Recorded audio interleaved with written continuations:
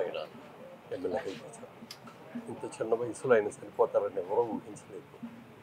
మధ్యలో ఒకసారి కనపడినప్పుడు కూడా ఏంటి గోపి సన్నబడ్డా అంటే కొంచెం ఒంట్లో బాగట్లేదండి అన్నారు. కానీ ఇది ప్రాణాంతకం అవుతుందని ఎవరు ఊహించలేదు. మంచి వ్యక్తి, ఎక్కువ సౌమ్యంగా ఉంటాడు. ఏదో నేను ఎమ్మెల్యేని లేకపోతే ఇది అని చెప్పి ఎప్పుడు ఓవర్గా మాట్లాడటం కానీ గర్వంగా మాట్లాడటం కానీ ఇప్పుడు చేసేవాడు కాదు. మా సినిమా ఇండస్ట్రీలో కూడా సినిమాలు కూడా తీసాడు ఆయన నాలుగు. అన్ని రకాలుగా కూడా మాకు ఆప్తమిత్రుడు. బంధుత్వం అయితే కొంచెం దూరం బంధుత్వం, ఆయనది మాకంటే మాకంటే ఒకే ఇంటి పేరు కలవాళ్ళము. వాళ్ళు ఎంత జరిగినందుకు చాలా బాధపడుతూ ఆయన ఆత్మ శాంతి కలగాలని భగవంతుని ప్రార్థిస్తూ కుటుంబ సభ్యులకి అభిమానులకి అందరికీ కూడా నా సానుభూతి తెలియజేస్తున్నాను. Thank you. చేశాడు. ఇంతకుముందుకి ఆయన గారు ఎమ్మెల్యే అయిన తర్వాత ఎంతో పెద్ద ఎత్తున నియోజకవర్గంలో అభివృద్ధి పనులు కూడా చేశాడు.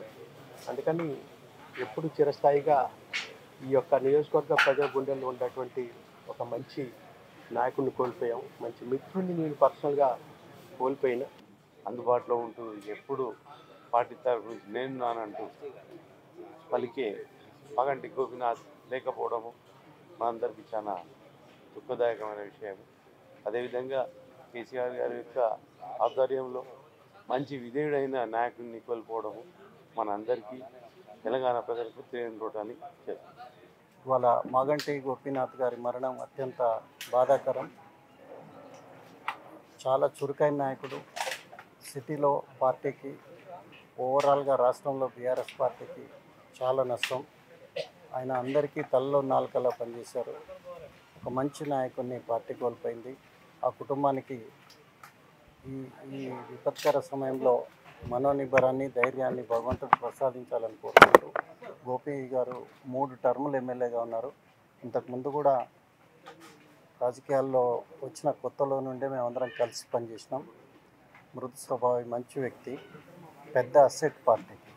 అన్ఫార్చునేట్లీ తక్కువ వయసులోనే, చిన్న వయసులోనే ఆయన స్వర్గస్థుడు కావడం అందరికీ బాధ కలిగించింది. బాధ తప్త హృదయంతో ఉన్న కుటుంబాలకు, వాళ్ళకందరికీ మనోనిబ్బరాన్ని భగవంతుడు ప్రసాదించాలని, ఆయన ఆత్మకు శాంతి చేకూరాలని భగవంతుని ప్రార్థిస్తాను. జనసేన పార్టీ తెలంగాణ రాష్ట్ర ఇన్ఛార్జ్గా పగాడు సానుభూతి తెలియజేస్తూ, ఆయన గత 2014 నుంచి మాకు మంచి పరిచయం. 2014లో అలయన్స్ బీజేపీ టీడీపీ ఉన్నప్పుడు ఆయన ప్రచారం కూడా చేయడం జరిగింది. జనసేన అధినేత శ్రీ పవన్ కళ్యాణ్ గారు ఆయన అక్కడ ఆంధ్రప్రదేశ్లో ఉన్నందుకు, అక్కడ వేరే కార్యక్రమాలు ఉన్నందువల్ల ఇక్కడ రాలేకపోయారు. సో ఇలా జరగడం అనేది చాలా బాధాకరం. ఆయనకు ఆయన కుటుంబానికి పగాడ సానుభూతి తెలియజేస్తూ వారి కుటుంబానికి భగవంతుడు ధైర్య సాహసాలు కలిగించి ఈ యొక్క వార్త జూబ్లీ హిల్స్ ప్రజల్ని కూడా దిగ్భ్రాంతి చేసింది. కాబట్టి అందరం కూడా వారి ఆత్మను శాంతి కోరుతామని చెప్పేసి కూడా ఈ సందర్భంగా తెలియజేస్తాం.